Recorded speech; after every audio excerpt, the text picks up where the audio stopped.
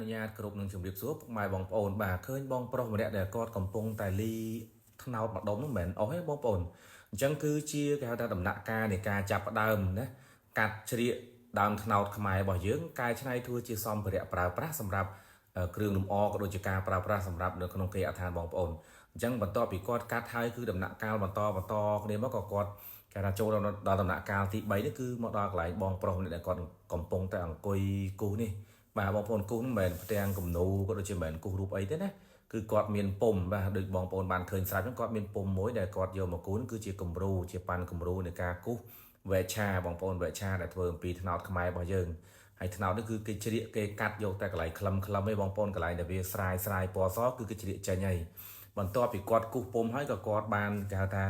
ចូលដល់ដំណាក់កាលបន្តនេះគឺមកដល់កន្លែងដែលបងស្រីម្នាក់ដែលគាត់កំពុងតែកាត់ជ្រៀកដោយគេហៅថាយកប៉ាន់គំរូតាមពុំដែលបានគូសរួចជាស្រេចបំបញ្ញមិញបងប្អូនអញ្ចឹងគឺគាត់យកមកកាត់មកកែច្នៃចេញជាទម្រង់វែកឆាហ្នឹងដោយមានគេហៅពីរសងខាងផ្ទុយប្រច្រាស់គ្នាមិញហ្នឹងគឺមានវែកសងខាងផ្ទុយគ្នាហ្នឹងគឺយកមកកាត់មកថ្នោតមកដុំមិញហ្នឹងបានពីរវែកបានវែកពីរបងប្អូនហើយកន្លែងសិប្បកម្មគាត់នេះគឺមានថាបុគ្គលិកដែលធ្វើការគឺសិតតែបងប្អូនប្រជាកសិករក៏ដូចជាអ្នកស្រុកអ្នកភូមិរបស់យើងហើយក៏មានអ្នកមកពីចម្ងាយដែរមានអ្នកខ្លះក៏សួរទៅក៏មកពីខេត្តពោធិ៍សាត់បងប្អូនខ្លះទៀតក៏មកតាំងពីខេត្តបាត់ដំបងអ្នកខ្លះទៀតក៏មកតាំងពីខេត្តសៀមរាបអញ្ចឹងគឺមកចម្រុះខេត្តហើយក្នុងនេះដែរខ្ញុំទៅសើបងប្អូនគឺគេហៅថាបុគ្គលិករបស់គាត់អត់ប្រកាន់ថាគាត់ជាជនពិការគាត់ជាប្រុសគាត់ជាស្រីគឺជាចាស់អីទេឲ្យតែគ្រប់អាយុចូលដល់ធ្វើការគាត់ទទួលយកគឺជាកន្លែងមួយដែលជាគេហៅថាប្រើប្រាស់បុគ្គលិក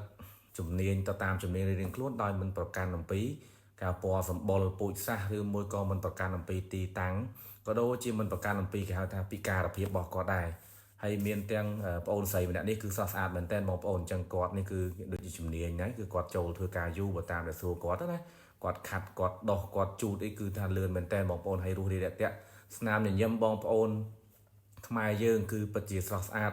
ហើយញញឹមចេញពីចិត្តធ្វើការដោយការស្រឡាញ់ពេញចិត្តនៅការងាររបស់ពួកគាត់ហើយចង់ជម្រាបជូនផងដែរបងប្អូនគឺគាត់មានរបស់ប្រើប្រាស់ច្រើនមែនតើដែលច្នៃចេញមកណាចឹងមានដូចអ៊ំស្រីម្នាក់ដែលគាត់កំពុងតែជូតខាត់នេះគេហៅថាប្រដាប់ម៉ាសាខ្នងបងប្អូនហើយដែលខ្ញុំសួរគាត់គាត់ថាអូយអានឹងបានតែម៉ាសាខ្នងទេណាឃើញថាប្រដាប់ម៉ាសាយកតែម៉ាសាមុខគាត់បានទេបងប្អូនហើយសួរគាត់ខ្ញុំនេះឃើញឮសូរតែគាត់ថាម៉ាសាទៅឲ្យវាគេហៅថា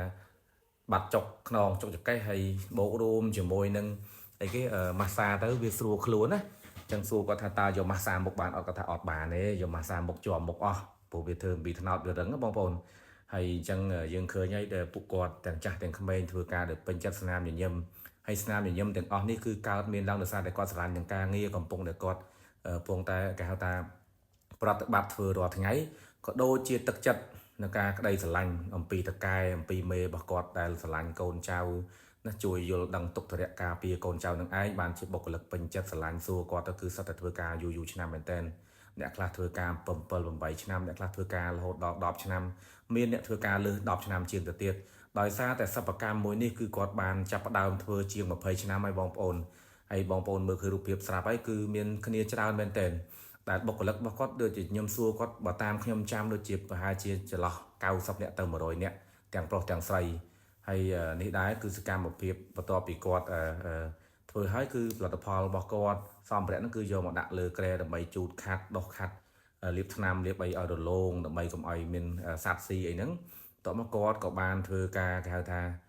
យកវាទៅដាក់តាំងណាយកទៅដាក់តាំងនៅកន្លែងទូតាំងទូអីរបស់គាត់ដើម្បីធ្វើការ